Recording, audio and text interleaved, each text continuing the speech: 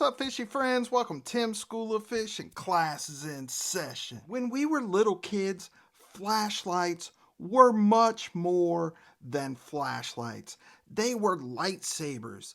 They were laser beams. We would have them in our bedroom at night and make shadow puppets. We would have them in our tent when we went on campouts. We would use them to scare people. We would hold them up to our chin and tell scary stories around the campfire. We would use them to go on snipe hunts. You remember the snipe hunt? That was a rite of passage for us kids.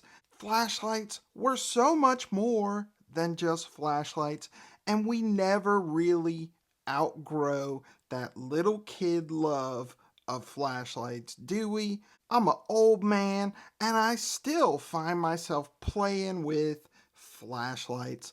Now, I've always had several different flashlights around the house, but you guys know that lately I've been exploring different EDC options, including flashlights. And some of the stuff that I've been messing around with is KEYCHAIN EDC, including flashlights. So today I want to take a look at my new favorite KEYCHAIN flashlight from Brinyte. This is the Apollo A02. So without further ado, let's get this camera turned around and take a closer look.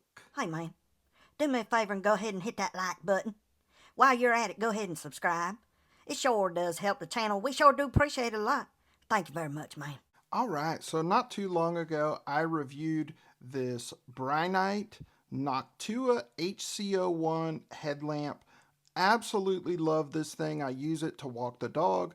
I use it when I'm working out in the garden after dark.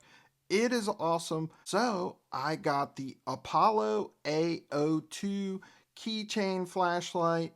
This one comes in right at around 20 bucks. Sometimes they're running a sale on it and you can catch it a little bit cheaper. I will link it down below if you want to check it out. I've got a few KEYCHAIN EDC flashlights now, and this one is by far my favorite. Now, it doesn't have a ton of different things going on. It is what it is, and it's not trying to be anything else. It is a KEYCHAIN flashlight, and it excels at being a KEYCHAIN flashlight, and that's why I love it. In the box, you're going to get the flashlight, you're going to get a little clip, and you're going to get a USB-C charging cable. Now, this thing is only 2 inches long. It's about 3/4 of an inch wide, and it's only about 1/4 of an inch thick. And the shape of this is part of the reason why I love it. I like that it's square. I like that it's very low profile because when it's in my pocket, it sort of rests against my leg and it's not intrusive in any way. I find that even the smallest round flashlight kind of seems to be uncomfortable to me. I typically just clip it to that key ring and it's good to go. It's almost about the size of an additional key, and that's it, and that's why I love it. So we've got low, medium, and high. We also have a strobe function, and we also have a memory function. The on-off button is here on the side, and then the charging port is over here on the other side. Now, this does not have a cover on the charging port. Some people might not like that. I haven't found that it's a problem at all. It has a little power indicator light here, and when the charge on the unit drops below 3 volts, this will light up and be red to let you know that it's time to charge the unit. When you plug it in and it's charging, this indicator light is going to be red, and then when it is fully charged, that indicator light will change to green. Very intuitive, very simple. One single click is going to turn it on, and it's going to start in the last mode that you were in. A long press will cycle through the modes. Right now we are in low mode, and that is 2 lumens. If we long press it, we're going to go to medium, and that has an output of 30 lumens. If we long press it again, we will go to high, which has an output of 125 lumens. And then in any mode that you are in, a double click is going to take you to strobe mode. Single click on, single click off, nothing to it, pretty intuitive. This whole argument about lumens and candelas is kind of ridiculous. It's kind of like the super steel argument. Unless you work in salt water, underwater all day, you just don't need MagnaCut.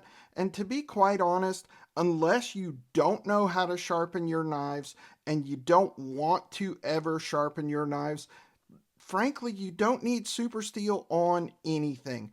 I get it. There is a place for super steel, but it's gotten ridiculous. And the same is true of flashlights. You don't need 1,000 lumens and 75,000 candelas on everything. And the reason is because you are going to whitewash whatever it is you're looking at, and you're simply going to be blinded. And a keychain light is one of those instances where you don't need huge lumen or candela output. You don't need a big giant flood, and you don't need it to throw 700,000 meters. You just don't. What you're going to use a keychain flashlight for is if something drops under the car seat and you need to find it, or if you're at your door at night and you need to unlock the door and you can't see the key or the lock, or if you're out walking the dog. 125 lumens is going to be perfect for that. Or in my case, I go in and out of my house through the garage. Now, for some reason, the light has stopped working. The bulb still works, but typically when you open and close the garage, the light automatically comes on. I think the fuse is blown or something, and I just haven't fixed it yet. So when you open the garage, the light doesn't come on. And so lately, I've been using this little keychain flashlight to illuminate the garage when I come in and it's dark. And it is perfect for that. So I really love this little keychain flashlight. I love the shape of it and the profile of it. I love the simplicity of it, and I love that this is affordable.